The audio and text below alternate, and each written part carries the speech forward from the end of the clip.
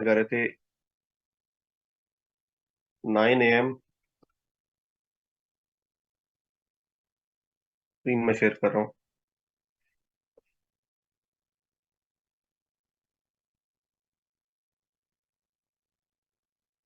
9 AM to 5 PM। ठीक है, गो करें।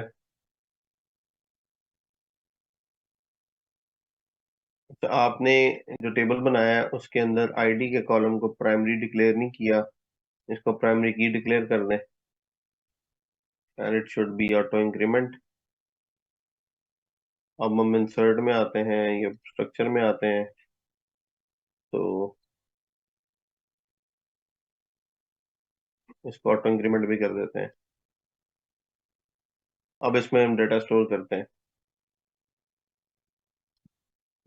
Monday 09:00 AM to 05:00 PM। Creator time automatically pick कर लेगा, नहीं पिक करता तो आप यहाँ से टाइम बता दें।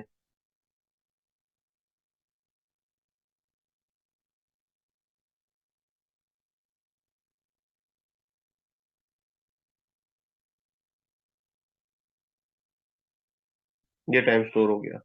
मैं क्रिएटेड टाइम को भी ऑटो करने लगा हूँ, इसको मैं चेंज करता हूँ और इसकी डिफॉल्ट वैल्यू का कॉलम होगा, वहां से आप करंट टाइम स्टैम्प सेलेक्ट कर लें। ये कॉलम भी ऑटोमेट हो गया, ये भी ऑटोमेट हो गया, ये भी ऑटोमेट हो गया। अब हमने सिर्फ ये दो एंट्रीज किया करनी है। इस टेबल को देखते हैं तो मंडे का टाइम आ रहा है, क्रिएटेड डेटा आ रही है। फिर इंसर्ट करते हैं, यहाँ पे हम लोग ट्यूसडे पिक कर लेते हैं।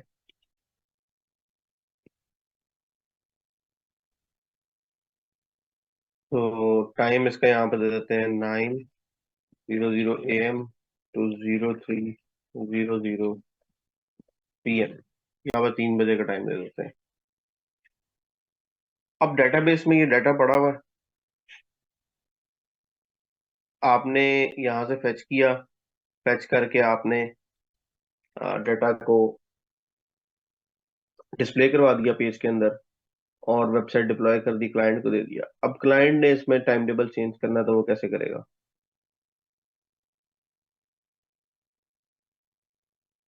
क्लाइंट ने टाइम टेबल को चेंज करना है, तो वो क्या करेगा?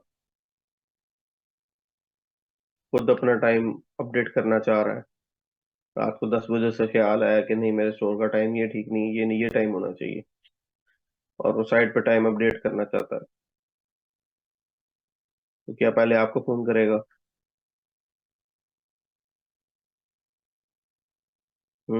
राणा साहब उठ जाओ, उठ के जरा टाइम अपडेट कर दो, इस तरह करेगा वो?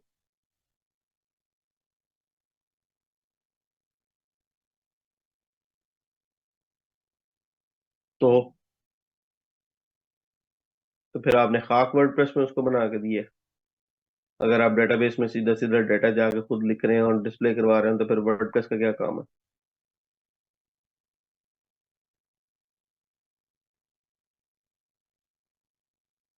वो एडमिन में जाके क्या करेगा? जब वो एडमिन में जाके टाइम अपडेट नहीं कर सकता, तो वो क्या करेगा?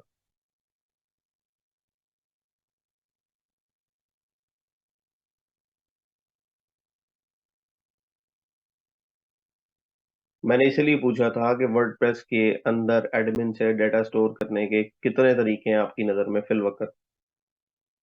आगे से मुझे जवाब आया कि डेटाबेस में जाकर टेबल बना दे। सवाल तुम, जवाब चना वाला काम है। एडमिन के अंदर इस टाइम डाटा स्टोर करने के कौन से तरीके आपके पास अवेलेबल है?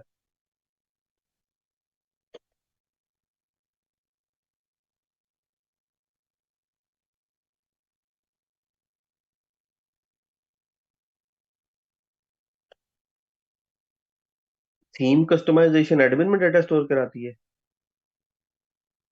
सवाल मेरा सुनो। एडमिन में जाके मुझे किसी चीज का डेटा स्टोर करना है, फिर वक्त वर्डप्रेस मुझे क्या सहूलत दे रहा है उसमें? कि मैंने अगर कोई चीज स्टोर करनी है वर्डप्रेस में, तो मैं कैसे स्टोर करूं? उसमें थीम कस्टमाइजेशन कहाँ से आ गई गधो?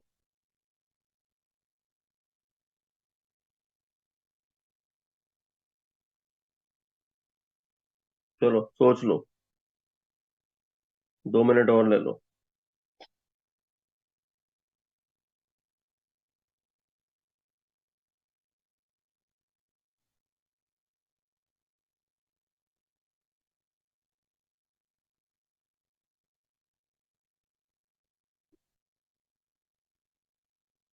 ये मेरे पास अवेलेबल नहीं है पोस्ट।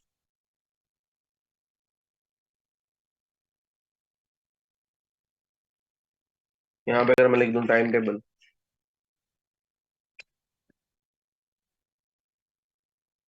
तो क्या ये डाटा स्टोर नहीं करेगा? हम्म।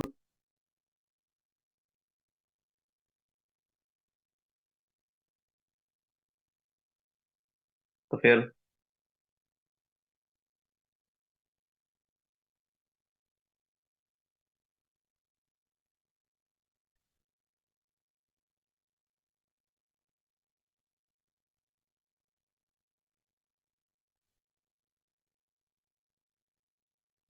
यहाँ पे आप सीधा सीधा टेबल का कोड लिखें,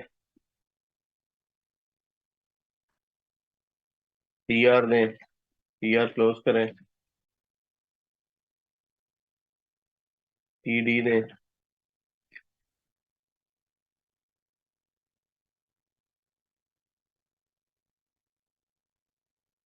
नेम ऑफ द डे दें।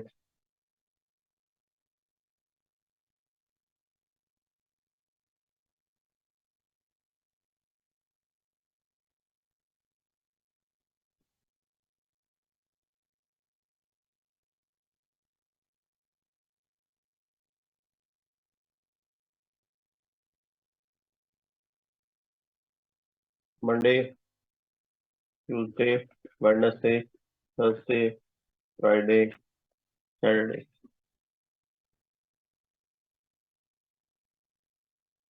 मंडे, ट्यूसडे, वेडनेसडे,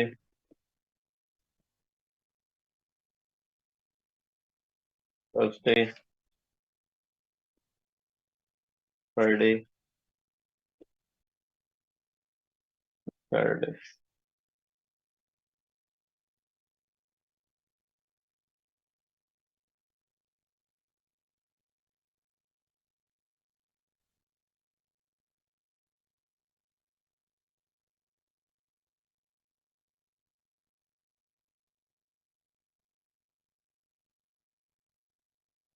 ग्यारह टेबल।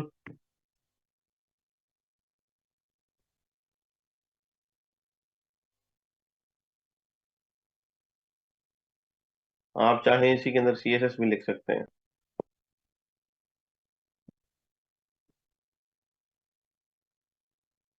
फाइल का टैग दें, टेबल के अंदर टी आर के अंदर टी डी को आप बॉर्डर दे दें, 1 पिक्सल और रेड, ब्लैक।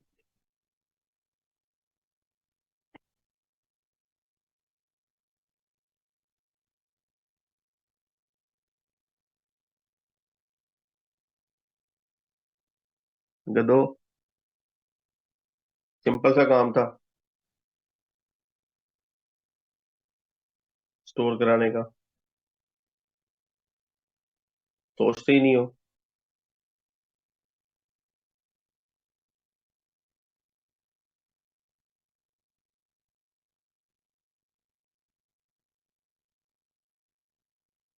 हाँ, तो हर पोस्ट पे लाने लगे हैं ना वो तो।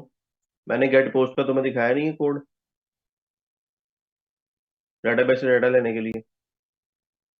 इस पोस्ट की आईडी क्या है? 219। अपने कोड में आओ, यहाँ पे आके फंक्शन लिखो, time table underscore post underscore post.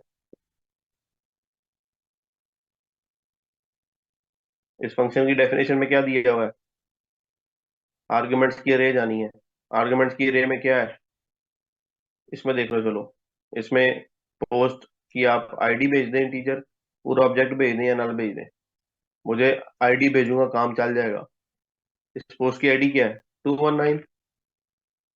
219।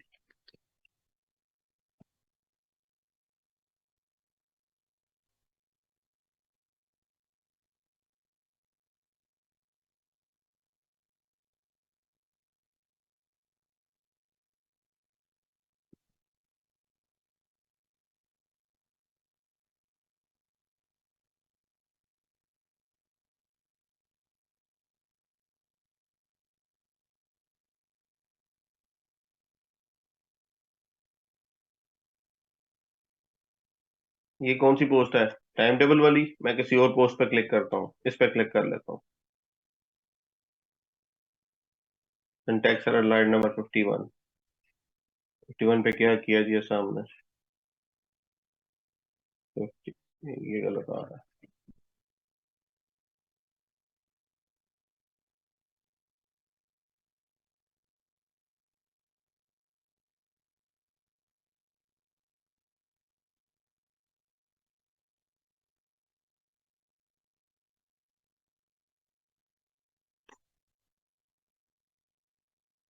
Data आ रहा है पोस्ट का, टाइम टेबल, पोस्ट का status publish, comment status open, ये डेटाबेस से डाटा आया है। ये पोस्ट की आईडी है, ये 4219।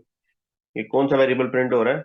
जो आपने डेटाबेस से गेट की है पोस्ट, गेट पोस्ट करके आपने आईडी पास की है, 219 नंबर पोस्ट ले आओ। यहाँ पे टाइम टेबल की पोस्ट आ गई है। यहाँ पे मैं लिख देता हूँ प्रिंटिंग पोस्ट वेरिएबल। इसको रिफ्रेश करो व्यू सोर्स में। Printing post variable. आपको एक वेरिएबल में जो डाटा मिला है वो WP ऑब्जेक्ट क्लास का है। एक पोस्ट पूरी का डाटा मिला है जिसकी आईडी 219 है। ऑथर का ना जो आईडी है वो 1 है। पोस्ट की डेट आज के दिन पोस्ट हुई है 10:20 पे। पोस्ट के कंटेंट में बॉडी में ये सारी HTML आ रही है। इसका मतलब ये है कि अगर मैं ये सारी HTML स्टाइल का टैग पिक कर लूँ और टेबल पेज पे प्रिंट करवा सकूँ तो हो जाएगा। तो मुझे ऑब्जेक्ट में से, वर्डप्रेस के ऑब्जेक्ट में से मुझे पोस्ट अंडरस्कोर कंटेंट को रीड करना है, इस इंडेक्स को रीड करना है। एक्चुअली मेरे पास ये रिजल्ट आया डेटाबेस से। ये रिजल्ट आया। ठीक है। ये प्री और प्रिंट तो मैंने ऊपर लगाया हुआ है, एक्चुअली उस वेरिएबल में ये रिजल्ट पड़ा हुआ है। एक ऑब्जेक्ट पड़ा हुआ है जिसमें पोस्ट के कंटेंट के अंदर सारी HTML जो पीछे आपने स्टोर की थी वो आ रही है। आप इस ऑब्जेक्ट की प्रॉपर्टी को, इस ऑब्जेक्ट की इस प्रॉपर्टी को एक्सेस करेंगे और इको करा देंगे बस।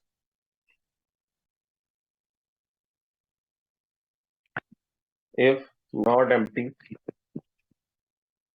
डॉलर टाइम टेबल पोस्ट,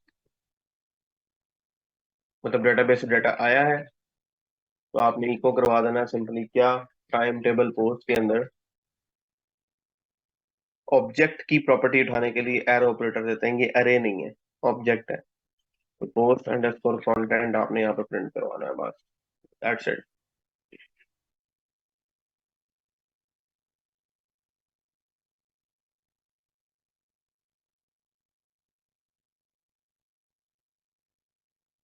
आ गया टाइम टेबल। किसी भी पोस्ट पे चले जाओ,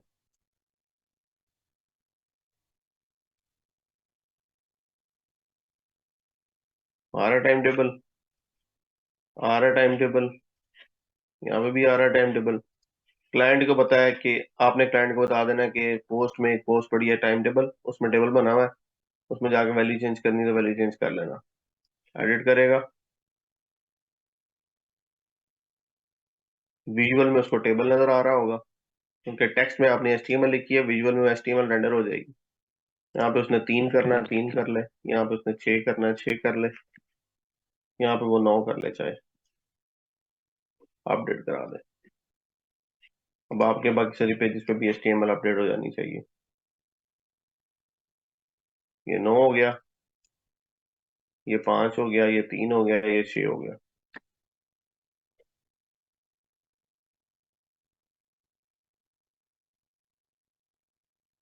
this is more easier than PHP। More easy. लेकिन इसको इसको एक्ट करने के लिए, इस तरह करने के लिए आपको PHP का तो पता होना चाहिए ना। अगर मुझे वेरिएबल नहीं लिखना आता, मुझे अरे के अंदर से डाटा एक्सेस नहीं करना आता, ऑब्जेक्ट को एक्सेस नहीं करना आता, लूप नहीं चलाना आता, फंक्शन का नहीं पता, तो फिर मैं किस तरह वर्डप्रेस में काम कर सकता हूँ? इतना सा काम था, 2 दिन तुम लोगों ने लिए हैं और कुछ भी नहीं किया। अफसोस की बात है।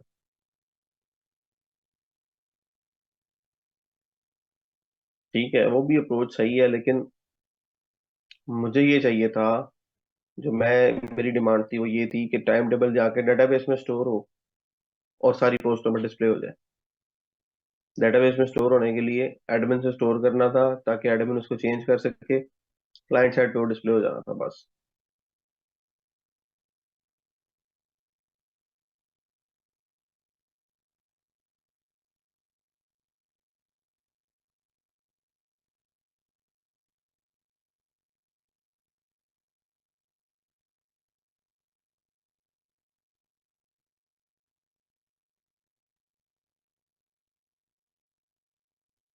ये जो आपने टेबल बनाया है, ये वाला, ये डेटाबेस में जाके स्टोर हो गया है, ये डीबी के अंदर चला गया है, ये वीएस कोड पे डायरेक्टली ओपन नहीं हो सकता।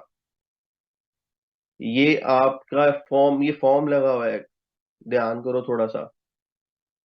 ये एक फॉर्म है, ये पूरे का पूरा फॉर्म है, ये फॉर्म की फील्ड है, फॉर्म है। जब आप इसको सबमिट पे या अपडेट पे क्लिक करते हैं तो ये सारे का सारा डाटा डेटाबेस में चला जाता है। और जब आप पीएचपी की फाइलों को खोलते हैं तो वहां पे हमने डेटाबेस से डाटा ला के पीएचपी में इको करवाया है। ये टेबल आपको वीएस कोड में कभी भी नहीं मिलेगा। ये वाला टेबल वीएस कोड में ओपन नहीं होगा।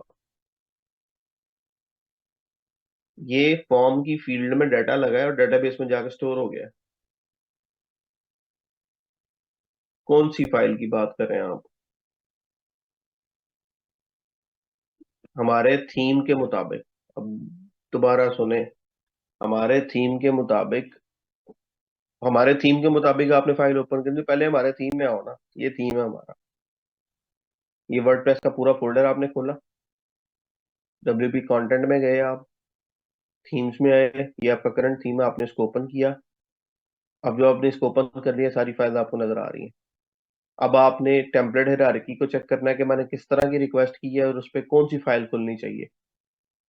तो आपकी रिक्वेस्ट के मुताबिक आप यहाँ से डिटरमिन कर लेंगे कि ये वाली फाइल है। उस फाइल में आए, यहाँ पे आके हमने एक सिंपल गेट अंडरस्कोर पोस्ट का फंक्शन लिखा। इस फंक्शन का काम क्या है कि ये डेटाबेस में से पोस्ट लेके आता है, जो भी आप इसको आईडी दे दें। तो हमारे टाइम टेबल वाले पोस्ट की आईडी 219 थी, वो मैंने इसको पास की, डेटाबेस उसका रिजल्ट ले आया। उस रिजल्ट में पोस्ट अंडरस्कोर कंटेंट के अंदर ये एचटीएमएल आ रही थी, उसको मैंने इको करवा लिया। अब डेटाबेस में आपको नजर आएगी ये।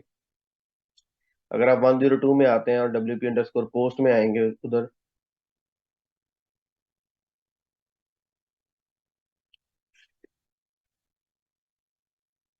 यहाँ आएंगे आप और सर्च करेंगे 219, क्योंकि मिसिंग पीस यही है। अगर आप देख लेंगे तो शायद आपको समझ आ जाए। ये पड़ी हुई है आपकी एचटीएमएल, वीएस कोड में नहीं होगी, ये डेटाबेस में पड़ी हुई है। यहाँ पे हम, जब हम उसको सेव करते हैं तो यहाँ पे आके स्टोर हो जाती है, अपडेट करते हैं यहाँ पे आके अपडेट हो जाती है। यहाँ से हम रीड करते हैं डेटाबेस और जाके पीएचपी की फाइल में वेरिएबल को इको करवा देते हैं जिसमें एचटीएमएल डेटाबेस से आ रही होती है। फिलहाल क्वेश्चन क्लियर हुआ? फाइल कैसे ओपन करते हैं, किस फाइल की आप बात कर रहे हैं? कोई भी फाइल, या पूरे का पूरा प्रोजेक्ट कैसे करते हैं, या ये कैसे पता चलेगा कि किस फाइल में कोड करना है? क्वेश्चन पूरा करें।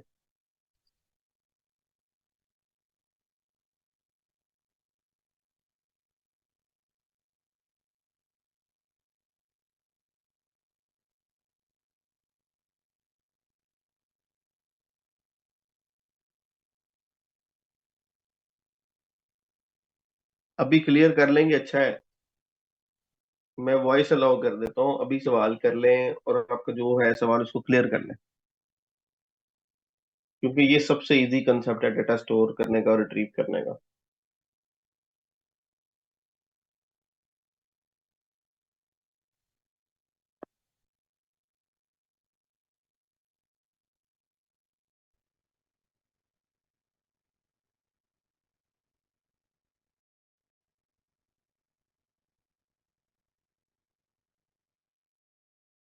कह रहे हैं, राहील, बिलाल, जिशान, तंजीला।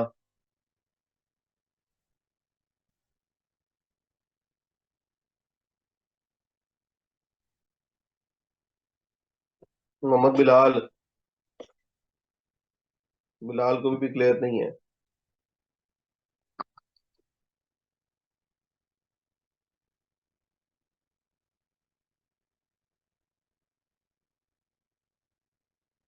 So the फरत का question, I have one issue on WordPress when I install and activate theme, its picture etc not shown localhost। पता नहीं है, देखना पड़ेगा। फरत में मुझे क्लैरिटी नहीं है जब तक आप स्क्रीन ना शेयर करें। अच्छा, अब आते हैं असल चीज के ऊपर। ये तो हमने डेटाबेस के अंदर डाटा स्टोर करवाया और डिस्प्ले करवा लिया। डिस्प्ले जब हमने करवाया तो हमने कहाँ डिस्प्ले करवाया? पे जो हमारा थीम है करंट, उसकी सिंगल डॉट पीएचपी फाइल में। ऐसे ही है। हमने अपने थीम की सिंगल डॉट पीएचपी की फाइल पिक की और उसमें डिस्प्ले करवा दिया।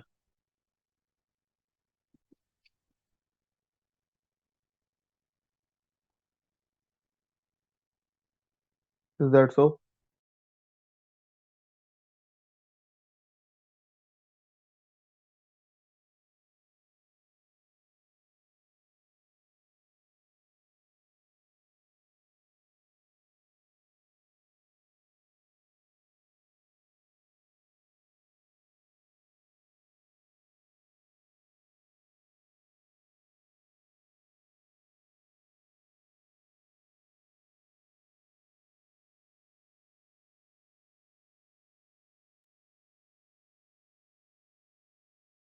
मेरे सवाल का जवाब नहीं आ रहा।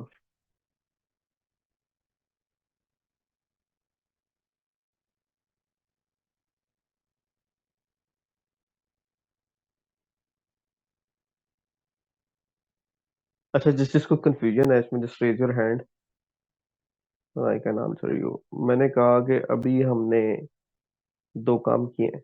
एक तो डेटा स्टोर किया वर्डप्रेस की डेटाबेस में पोस्ट को इस्तेमाल करके, और दूसरा हमने डेटाबेस से डेटा रीड किया, पोस्ट का फंक्शन यूज किया, और एक फाइल में हमने डिस्प्ले करवा दिया, डिस्प्ले का कोड कर दिया। वो फाइल टेम्पलेट फाइल थी किसकी? हर एक पोस्ट की। तो दो काम हमने किए, एक स्टोर किया एडमिन के थ्रू, एक रिट्रीव करके हमने एचटीएमएल में डिस्प्ले करा दिया। अभी तक जो काम हमने किया है उसमें हमने स्टोरेज के लिए एडमिन को यूज किया, दैट इज ओके। लेकिन डिस्प्ले के लिए हमने करंट थीम की फाइल को इस्तेमाल किया, जो कि गलत है। कॉन्सेप्ट ठीक है, फाइल गलत है। दिखाते ऐसे ही है, डाटा ऐसी डेटाबेस से लेते हैं, लेकिन दिखाया गलत फाइल के अंदर है। सही फाइल कौन सी होगी?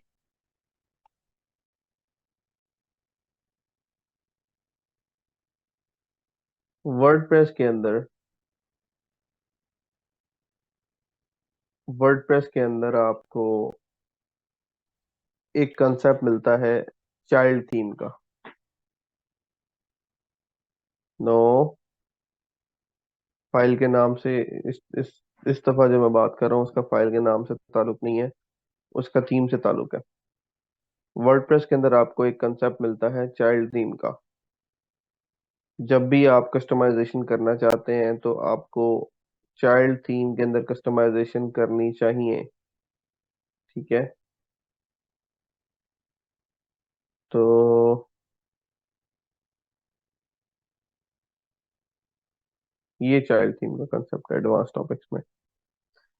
हमने कभी भी ओरिजिनल थीम की फाइल में चेंज नहीं करना। हमें एक और थीम रन टाइम पे बनाना है और उसके अंदर फाइल को कॉपी करना है और उसके अंदर चेंज करना है। ये जो नया थीम हम बनाएंगे ये हमारे पेरेंट थीम का चाइल्ड थीम होगा। A child theme allows you to change small aspects of your site's appearance, yet still preserve your theme's look and functionality. To understand how child theme work, it is first important to understand the relationship between parent and child theme. What is a parent theme? A parent theme is a complete theme which includes all the required WordPress template files. कौन सी template files required है अगर आपको याद हो? एक index की file, एक style.css की फाइल। हमने पढ़ा था कि ये दो रिक्वायर्ड है, इसके बगैर वर्डप्रेस का थीम नहीं बन सकता। वो कह रहे हैं कि पेरेंट थीम जो आपका होगा उसकी तमाम रिक्वायर्ड फाइल्स हो, assets for theme to work. All themes excluding child are considered as parent themes. Child theme कौन सा होता है? As indicated in the overview, a child theme inherits look and feel of the parent theme and all of its functions, but can be used to make modifications to any part of the theme. In this way, customizations are kept separate from the parent theme files. मैंने अगर theme के अंदर changes कर दी, after 6 months theme company update release करती है, आपके WordPress के डैशबोर्ड के ऊपर एक नोटिफिकेशन आ जाएगा। कैसा नोटिफिकेशन आएगा? जैसे अभी कहीं आ रहा होगा। Let's check.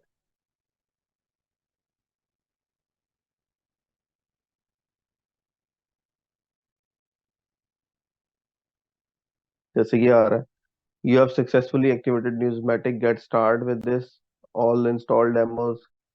कस्टमाइज और डॉक्यूमेंटेशन, यहाँ पे लिखा हुआ है एक और नोटिफिकेशन है, activate premium license to get full access to visual composer. एक और नोटिफिकेशन है, न्यूज़मेटिक वर्जन 12 1.2.7 इज हियर। देखें, we have been always looking to forward to fulfill our user needs and requirements, so overcome some of these requirements issue on there was an issue in our previous version. We have pushed 1.2.7 version with great new features. Right now पे click करेंगे, theme update हो जाएगा। जब theme update होगा तो सारी files की एक एक कॉपी डाउनलोड होगी और आपकी थीम की सारी फाइल्स चेंज हो जाएंगी। इसका मतलब है कि पहले आपने जिस फाइल में कोड किया हुआ था वो भी रिप्लेस हो जाएगी।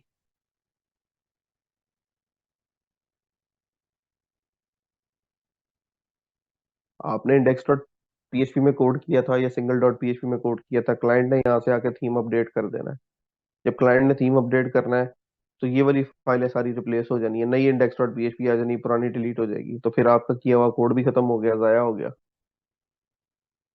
तो आपने क्लाइंट को जब डायरेक्टली पेरेंट थीम में या मेन थीम में काम करके दिया होगा तो वो भी सारे का सारा काम खत्म हो जाएगा। क्लाइंट वापस आपको आपके ऑर्डर के ऊपर रिवीजन डाल देगा, किस बंदे ने काम नहीं ठीक किया।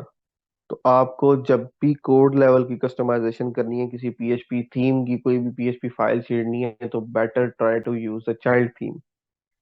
तो चाइल्ड थीम बनाने के लिए हमें क्या चाहिए? How to create a child theme. Create a child theme folder. आपका जो भी पेरेंट थीम है, आप उसका नाम लिखें पहले, डैश के बाद लिखें चाइल्ड। फोल्डर का ये नाम रखते हैं। हमारे पेरेंट थीम का नाम क्या होगा? न्यूज़मेटिक। यहीं पे मैं थीम्स के फोल्डर में एक और फोल्डर बनाता हूँ और यहाँ पे लिखता हूँ जी न्यूज़मेटिक डैश चाइल्ड। अब इस नाम से मैं पता चल रहा है कि ये चाइल्ड थीम है इस पेरेंट का। ये पेरेंट हो जाएगा, फिर ये चाइल्ड हो जाएगा। पहले स्टेप में आपने फोल्डर बनाना है, दूसरे स्टेप में आपने style dot C S S की फाइल बनानी है। इस थीम में आए, यहाँ पे न्यू फाइल पे क्लिक करें, इसका नाम रख दें style dot C S S.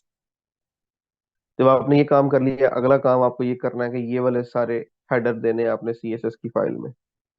मैं यहाँ से कॉपी करता हूँ, सी एस एस की फाइल में आता हूँ, यहाँ पेस्ट कर देता हूँ। थीम का नाम क्या होगा जी? न्यूज़मेटिक चाइल्ड। थीम यूआरएल का मतलब है ऐसा यूआरएल जहाँ से थीम डाउनलोड किया जा सकता है। हम यहाँ पे सिर्फ न्यूज़मेटिक लिख देते हैं, पीछे example.com लिखा रहने दें। डिस्क्रिप्शन में लिख देते हैं 2015 की जगह पे न्यूज़मेटिक चाइल्ड थीम। मैं यहाँ पे ऑथर नेम में अपना नेम लिख देता हूँ। यहाँ पे मेरी ऑथर की साइट का लिंक आएगा, जो भी आपकी साइट ऑनलाइन है उसका लिंक दे दें। Template, this is important thing. ये टेम्पलेट के अंदर आपके उस पेरेंट थीम के फोल्डर का नाम आएगा। पेरेंट थीम हमारा क्या होगा? न्यूज़मेटिक। इसका फोल्डर नेम न्यूज़मेटिक है, तो आप यहाँ पे न्यूज़मेटिक लिख देंगे बस। वर्जन, आप जो आपके पेरेंट थीम के अंदर भी style dot C S S में यही हेडर है। अगर आप टॉप पे देखेंगे, ये हेडर्स यहाँ पे भी दिए हुए हैं। वर्जन 1.2.15 है, यहाँ पे आप 1.2.15 कर लें। जीपीएल लाइसेंस ऐसे ही रहेगा, टैग्स और ये टेक्स्ट मेन में आप यहाँ से देख लें इन्होंने क्या लिखा हुआ है। टेक्स्ट डोमेन में न्यूज़मेटिक लिखा हुआ है, आप भी टेक्स्ट डोमेन में न्यूज़मेटिक लिख लें। तो मैं नॉर्मली एक काम करता हूँ, बजाय इसके कि मैं अकेली अकेली सारी फाइल्स लिखूं, मैं यहाँ से इसको कॉपी कर लेता हूँ और इसको ऐसे ही जाकर चाइल्ड थीम में पेस्ट कर देता हूँ। मैं वर्डप्रेस डॉट ओआरजी से जाके ये चीज़ नहीं लेता, सिर्फ इतना करता हूँ कि थीम यूआरआई के बाद यहाँ पे टेम्पलेट का कमेंट दे देता हूँ और उसमें पेरेंट थीम का नाम दे देता हूँ और यहाँ पे चाइल्ड कर देता हूँ। बाकी सारा कुछ वैसे रहे तो कोई मसला नहीं है। अब आपकी चाइल्ड थीम का सेकंड स्टेप कंप्लीट हो गया, style dot C S S की आपने फाइल बना ली। थर्ड स्टेप क्या है कि आपको इंक्लूड करनी है स्टाइल शीट। पेरेंट के स्टाइल्स को चाइल्ड के स्टाइल्स के साथ लोड करना है, क्योंकि जब आप ये थीम बना लेते हैं तो अब आपको एडमिन में ये थीम नजर आना शुरू होगा। अगर आप अपेयरेंस में आए, थीम्स में आए,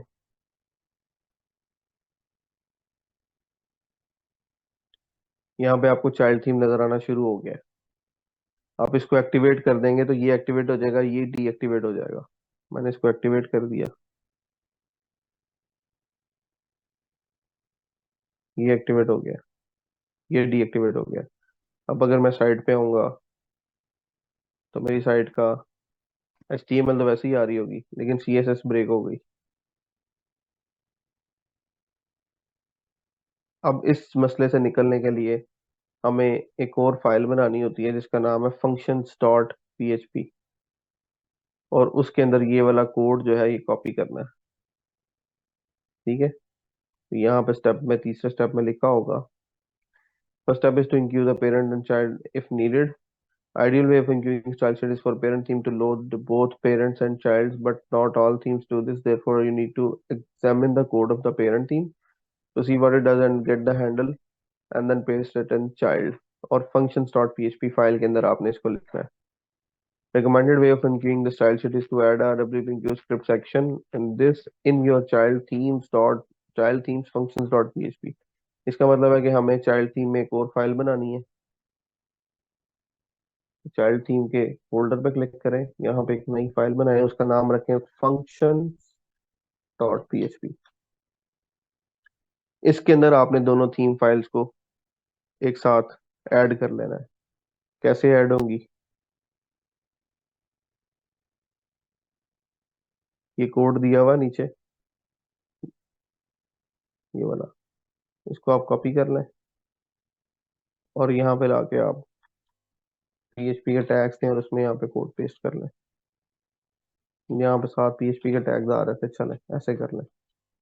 दैट्स इट। इससे आपके स्टाइल फिक्स हो जाएंगे।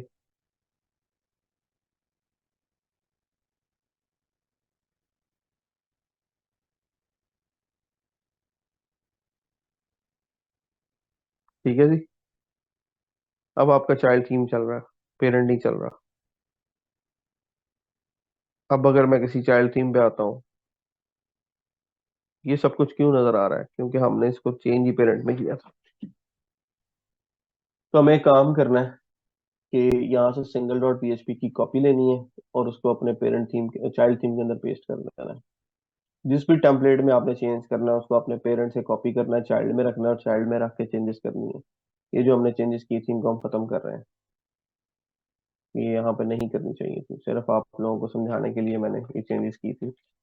अब ये चेंजेस आपकी चाइल्ड थीम की सिंगल डॉट पीएचपी फाइल में एग्जिस्ट करेंगी, और क्योंकि चाइल्ड थीम की सिंगल डॉट पीएचपी फाइल यहाँ पे उसमें ये चेंजेस हैं, तो जब भी आप फाइल को रन करेंगे आपका पहले वर्डप्रेस चेक करेगा क्या चाइल्ड थीम में सिंगल डॉट पीएचपी की फाइल है, तो वहां से चलाएगा।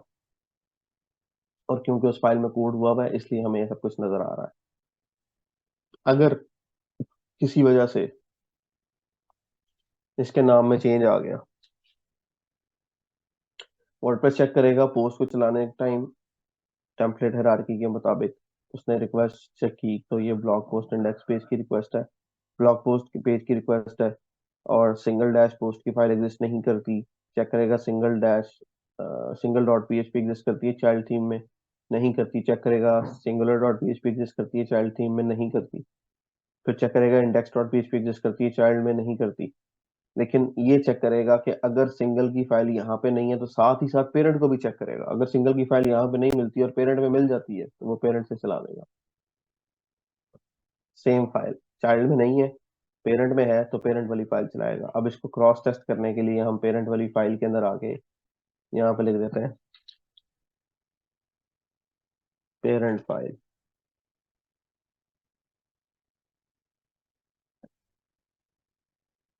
आ गया पेरेंट फाइल। इसका मतलब है कि उसको single dot PHP child theme में नहीं मिली तो उसने पेरेंट थीम से सिंगल डॉट पीएचपी चला दी। लेकिन अगर उसी टाइम में आके इसको भी फिक्स कर दो तो इसकी प्रायोरिटी पेरेंट से ज्यादा होगी। अगर चाइल्ड थीम एक्टिवेटेड है तो वो पहले चाइल्ड थीम में फाइल चेक करेगा। जब चाइल्ड थीम में फाइल चेक करेगा, यहाँ पे मैं कोई चेंज नहीं कर रहा, सिर्फ रिफ्रेश कर रहा हूँ, जब चाइल्ड थीम इसको मिल जाएगी तो वो चाइल्ड थीम से चला देगा। इस तरह से हम कस्टमाइजेशन करते हैं कि हमें चाहे वेबसाइट के अंदर फ्री थीम इस्तेमाल हो रहा हो, चाहे पेड थीम इस्तेमाल हो रहा हो, कस्टमाइजेशन का पहला असूल ये है कि आपको जो भी कोड चेंजेस करनी है वो चाइल्ड थीम में करनी है। और जब चाइल्ड थी में कोड चेंजेस कर रहे हैं तो यहाँ पे सीएसएस करने का आपको भरपूर मौका मिलता है। ये सारी फाइल आपके लिए है। पेरेंट की फाइल इस फंक्शन की वजह से एज इट इज खुद ही लोड हो जाएगी। ये एडिशनल फाइल होगी चाइल्ड में, जहाँ पे हम अपना कस्टमाइज कोड लिख सकते हैं। तो मैं यहाँ पे लिख सकता हूँ इस टेबल को चेंज करने के लिए अपनी जो सीएसएस है वो क्या है जी।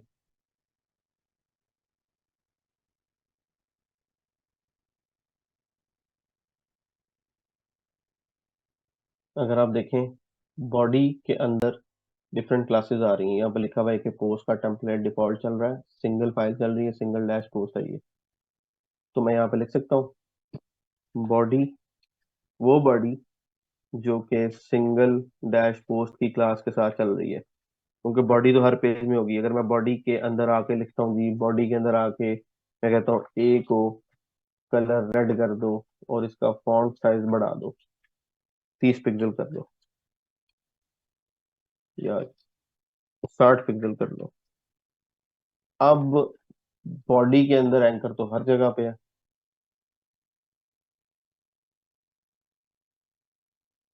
जितने एंकर थे सिस्टम में सबका साइज 60 पिक्सल हो गया है। ये सब एंकर थे, सब एंकर थे। कलर रेड उसने नहीं किया क्योंकि इसको ब्लैक को कहीं ना कहीं से कलर लग रहा होगा। मैं यहाँ पे इसको इम्पोर्टेंट लगा देता हूँ।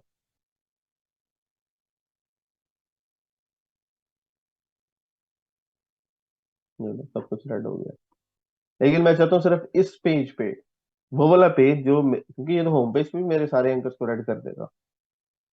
ये लो, होम पेज के भी न्यूज़लेटर के सारा कुछ बड़ा हो गया। जहाँ जहाँ एंकर था वहाँ सब कुछ 60 पिक्सल हो गया। लेकिन मैं चाहता हूँ सिर्फ और सिर्फ सिंगल पोस्ट का जब पेज ओपन करें वहां पे ये चीज हो। तो फिर हम इसको रिस्ट्रिक्ट करने के लिए बॉडी के साथ क्लास लगा देंगे कि वो बॉडी जिसकी क्लास में आ रहा हो सिंगल डैश पोस्ट। और वर्डप्रेस की मेहरबानी है कि वो जब भी कोई टेम्पलेट चलाता है तो उसकी बॉडी में स्पेसिफिक क्लासेस लगा देता है, ताकि आप एक पर्टिकुलर पेज के लिए चेंज कर सकें और उसमें आपने जो भी टैग चेंज करना हो चेंज करना है। अब सिर्फ और सिर्फ किसी भी पोस्ट के पेज के ऊपर आपको ये रेड कलर और ये टेक्स्ट लगता हुआ मिलेगा। ठीक है। बाकी होम पेज का आपका नॉर्मल ही रहेगा। ये पोस्ट का पेज है इसलिए इस तरह से आ रहा है हमारे स्टाइल की वजह से। अब अगर आप होम पेज पे गए हैं तो वो ओरिजिनल जो उसका स्टाइल था उसने उसी को रखा हुआ है। इसका मतलब है कि जब हमने सीएसएस करनी है तो हमने पेज स्पेसिफिक सीएसएस करनी है, पेज की बेस पे सीएसएस करनी है कि हमने कौन सा पेज खोला हुआ है, वो किस तरह का टेम्पलेट है, और उसमें जिस हमने एचटीएमएल टैग को चेंज करना है उसकी सीएसएस कर लेंगे। सो इस पेज पे हम टेबल बना रहे हैं। टीआर के ऊपर टी डी है और टी डी का कलर मैंने यहाँ पे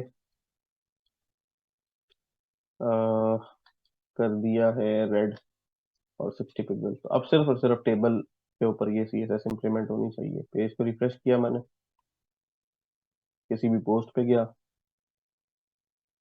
यहाँ पे आके टेबल पे ये सीएसएस लगी है और किसी जगह पे नहीं लगेगी। और 30 पिक्सल ऑब्वियसली ज्यादा, हमने 60 किया हुआ है। हमें यहाँ पे चाहिए तकरीबन कोई 20 पिक्सल। और ये जो पर्पल कलर है ये कहाँ से आ रहा है?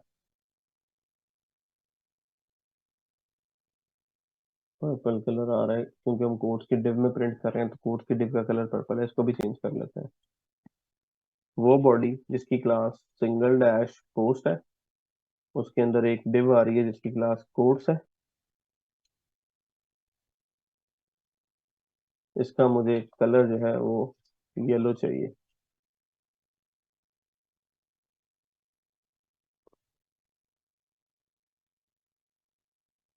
अब अगर आप देखेंगे तो ये कलर येलो टेक्स्ट के ऊपर लगाता है। हमें यहाँ पे बैकग्राउंड कलर चाहिए।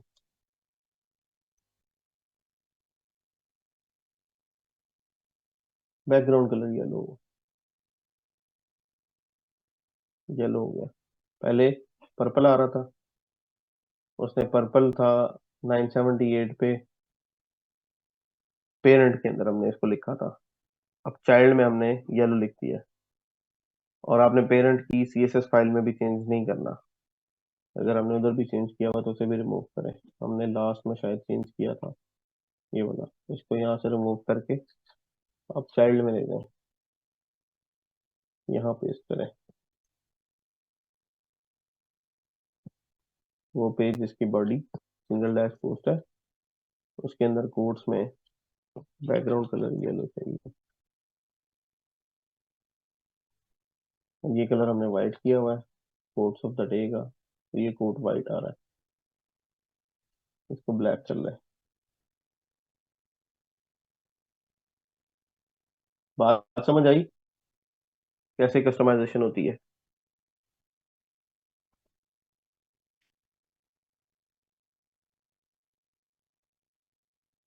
कोई चीज जो ना समझ आई हो?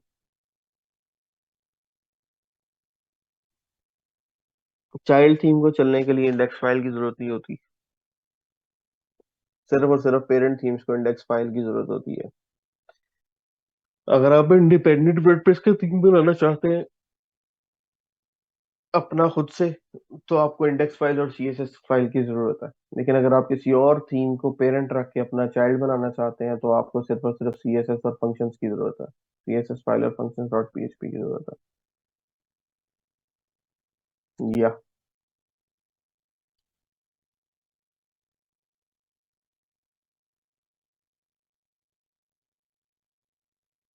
ये वो बात हो गई कि सारी रात ही रांझा की दास्तान सुनते रहे, सुबह उठ के पूछा ही कौन थी रांझा कौन था। तो मुझे किसी का सवाल आया कि पेरेंट और चाइल्ड थीम बनाने की क्या जरूरत है। आप में से कोई बता सकता है क्या जरूरत है पेरेंट और चाइल्ड थीम बनाने की?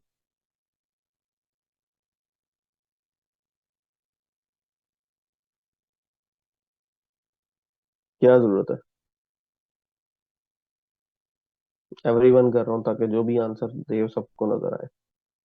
हाँ भाई, क्यों बनाते हैं? पेरेंट तो पहले से ही बना हुआ है ना, पेरेंट तो हमें मिला, हमने सिर्फ चाइल्ड बनाया और अपने मेन थीम को पेरेंट बना दिया टेम्पलेट के कीवर्ड से बस।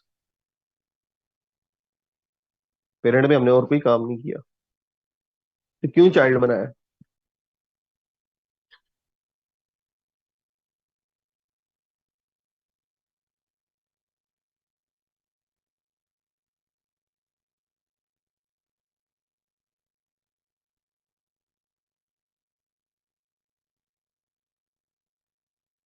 इसलिए कि अगर क्लाइंट पेरेंट थीम की फाइलें अपडेट कर दे, अगर वो अपडेट कर देगा तो उसको तो नहीं पता कहाँ कहाँ क्या कोड किया हुआ है।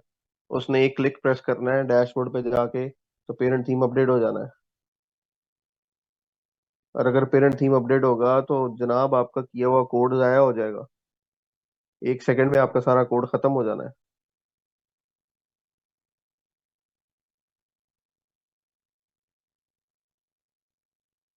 यहाँ पे लिखा हुआ है नया वर्जन आ गया, अगर मैं ट्राई इट आउट पे क्लिक करता हूँ पेरेंट थीम की सारी फाइलें अपडेट हो जाएंगी।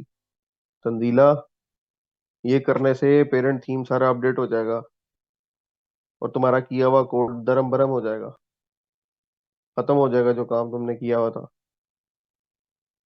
इसलिए हम लोग चाइल्ड थीम बनाते हैं कि पेरेंट थीम की फाइलें अपडेट भी हो जाए तो चाइल्ड थीम सही काम करता रहे।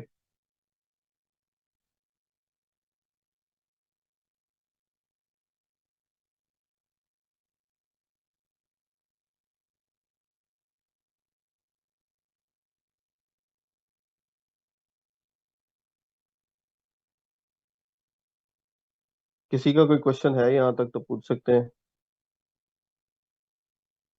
अब आप लोगों ने काम यही करना है कि एक पोस्ट बनानी है, उसमें टाइम टेबल आपने स्टोर करके सेव कराना है, और अपने चाइल्ड थीम के अंदर जिस भी फाइल में आप चेंज करना चाहते हैं उस फाइल के अंदर आके आप उस पोस्ट को गेट करेंगे और उसका टाइम टेबल जो है वो डिस्प्ले करवाएंगे।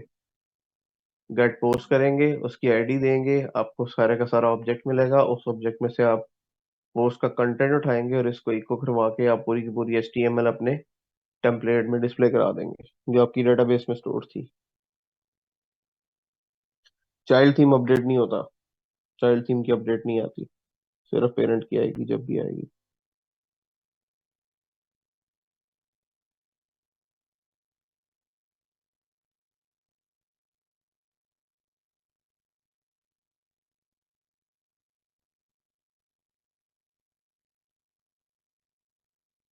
यहाँ पे बड़ा वाजी सारे स्टेप्स पड़े हुए हैं, यहाँ पे आप जाके रीड करें। तो चाइल्ड थीम कैसे बनता है और फिर बनाए।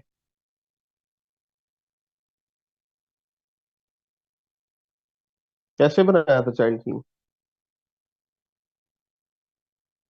Can anyone right in comments?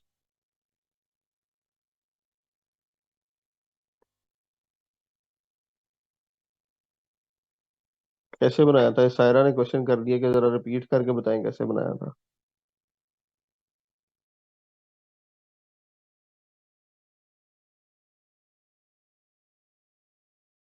पिछले 20 मिनट में हमने चाइल्ड थीम बनाया है, और जैसे ही कंप्लीट किया है फिर कह रही कि रिपीट करें। एक फोल्डर बनाया है, उसका नाम रख दिया, जो पेरेंट फोल्डर का नाम है उसी नाम को यूज करके आगे लिख दिया चाइल्ड। उसमें 3 फाइलें बनाई। एक फाइल बनाई style dot C S S, एक फाइल बनाई functions dot P H P. Functions dot P H P में मैंने developers dot WordPress dot O R G पे जो कोड दिया हुआ था कि इसको functions dot P H P में रखें, वो मैंने रख दिया ला के यहाँ पे।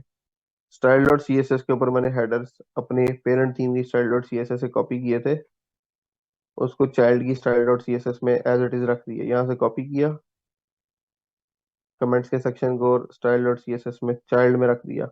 उसमें एडिशनल एक चीज की है, मैंने टेम्पलेट बताया कि इस चाइल्ड के लिए टेम्पलेट का मतलब है पेरेंट। पेरेंट थीम ये वाला यूज करना है बस। और जिस फाइल में कोड करना था पेरेंट थीम में, जो जिस फाइल में चेंज करना चाहते थे उसको कॉपी करके चाइल्ड में ले आए हैं। चाइल्ड में लाके उसमें कोड कर दिया है, और style dot C S S में उस सेक्शन की स्टाइलिंग कर दी है। That's it. ये यूआरएल है, ये मैं कॉपी करके आपको शेयर कर रहा हूँ। इसको कंसल्ट करें, ज्यादा से ज्यादा डॉक्यूमेंटेशन को कंसल्ट किया करें, गूगल किया करें,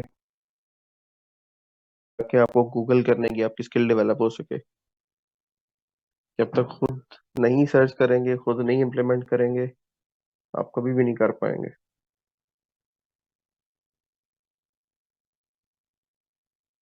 developers dot WordPress dot ORG पे थीम्स के सेक्शन में एडवांस टॉपिक में पहला टॉपिक है चाइल्ड थीम। यहाँ से हमने पढ़ा है, सारी सारी चीज को स्टेप बाय स्टेप फॉलो किया है, और हमारा चाइल्ड थीम बन गया है।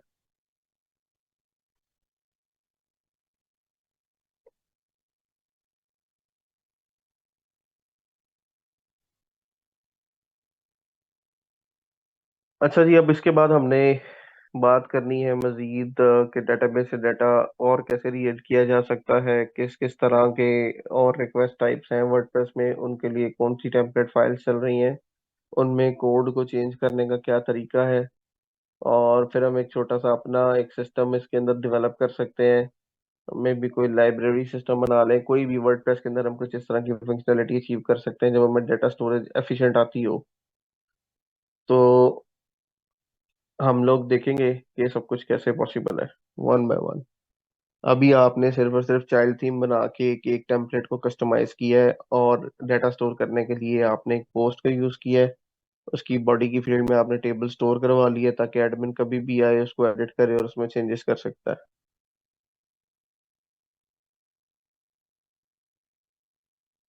सो स्टेप बाय स्टेप जा रहे हैं हम।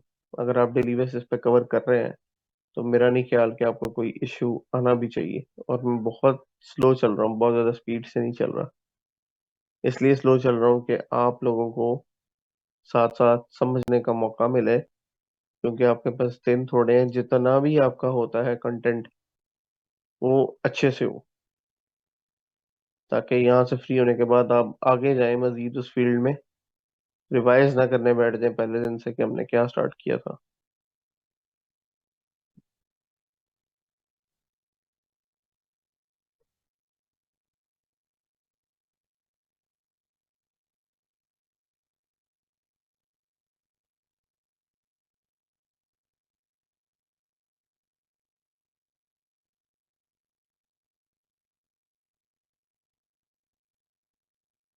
तो कोई चीज सोचें जो आप वर्डप्रेस में बनाना चाहते हैं,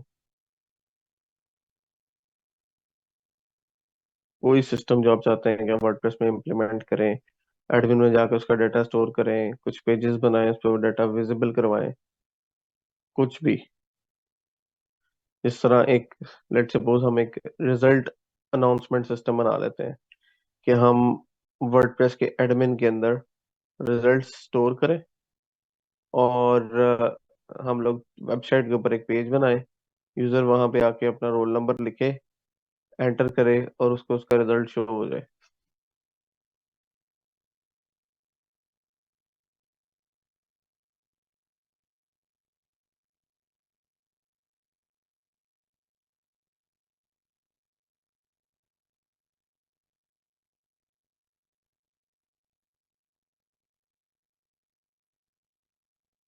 VULMS तो बहुत बड़ा है, कोई चीज ऐसी जो छोटी हो ताकि आप एक दो लेक्चर्स के अंदर उसको कवर कर जाए।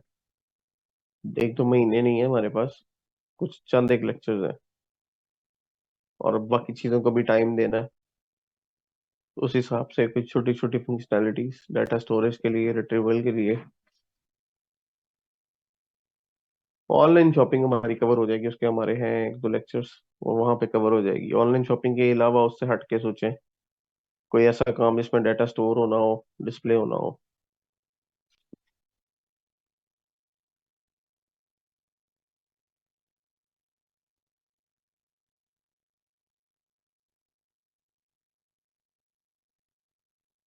What ever, just think of your ideas, work on them little, थोड़ी सी रिसर्च करें, उसका फ्लो फाइंड आउट करें कि क्या फ्लो होना चाहिए, और फिर हम उस फ्लो को वर्डप्रेस में इम्प्लीमेंट करके चेक करते हैं कि मेरा ख्याल है ये बेस्ट प्रैक्टिस है जिससे आपको।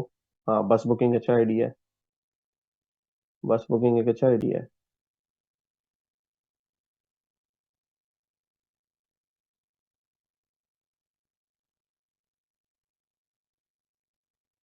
इसका कोई फ्लो बनाएं, यूजर इंटरफेस बनाएं। मायरो को यूज कर लें, मायरो हम लोग पहले इस्तेमाल कर चुके हैं, कई दफा मैंने आप लोगों के सामने यूज किया है। मायरो को यूज करें, स्क्रीन फ्लो बनाएं कि कैसे कैसे आपने ये बुकिंग करनी है। फिर हम देखते हैं कि उसकी एडमिन में क्या क्या काम होना चाहिए, क्लाइंट साइड पे क्या क्या काम होना चाहिए, देन उसको हम वर्डप्रेस में इम्प्लीमेंट करते हैं। इतने में इंशाल्लाह आपका वर्डप्रेस क्लियर हो जाएगा आपको अच्छे से। दो तीन आइडिया सोचें, कलेक्टिवली उसके ऊपर काम करें, स्क्रीन फ्लो बनाएं, उसके बाद उसको लेके आए, then we see them in the class how we can do it. मेरे पास पूरा फ्लो होना चाहिए कि यहाँ से शुरू करना है, आगे ये स्टेप हो, ये स्टेप हो, ये स्टेप हो, ये स्टेप हो, ये स्टेप हो, और यहाँ पे आके आपकी सक्सेसफुल एक बुकिंग हो गई है। ठीक हो गया। चलें, I think it's enough for the day, just go back and practice. और चाइल्ड थीम बनाने की प्रैक्टिस लास्ट में ही कर लें, और ये जो अब आपने टेबल का कोड करना है, ये चाइल्ड थीम की फाइल में करना है, पेरेंट में नहीं करना। और ये करके इसका स्क्रीनशॉट लेके आपने ग्रुप के अंदर अपलोड करना है। हर हर एक पर्सन ने कोड करके जो स्क्रीन उनकी बनेगी उसका एक स्क्रीनशॉट लेना है। स्क्रीनशॉट लेने के लिए एक्सटेंशन है ऑसम स्क्रीनशॉट। अगर आप क्रोम वेब स्टोर पे देखेंगे, ऑसम स्क्रीन शॉट के नाम की एक एक्सटेंशन है। इसको आप ऐड टू क्रोम कर लेंगे, मेरे पास क्योंकि एडिड है मेरे लिए आएगा रिमूव फ्रॉम क्रोम, आपको यहाँ से क्रोम स्टोर से मिल जाएगी। यहाँ से आके आप इसको ऐड टू क्रोम पे क्लिक करेंगे तो यहाँ पे आपके पास, या इस आइकॉन के अंदर एक्सटेंशंस में आ जाएगी। यहाँ से मैंने इसको पिन किया हुआ है, तो मेरी यहाँ पे शो हो रही है। इससे मैं पूरे पेज का स्क्रीनशॉट ले सकता हूँ। जैसे मैं इस पेज पे आता हूँ, यहाँ से मैं इसका स्क्रीनशॉट लेना चाह रहा हूँ, मैं फुल पेज पे क्लिक कर दूंगा, ये पूरे पेज का स्क्रीनशॉट ले लेगी।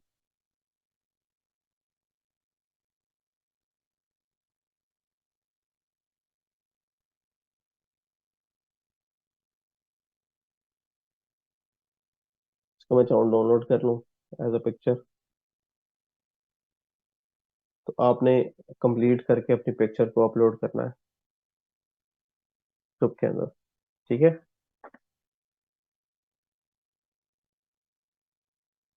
Okay guys, see you tomorrow, take care, अल्लाह हाफिज।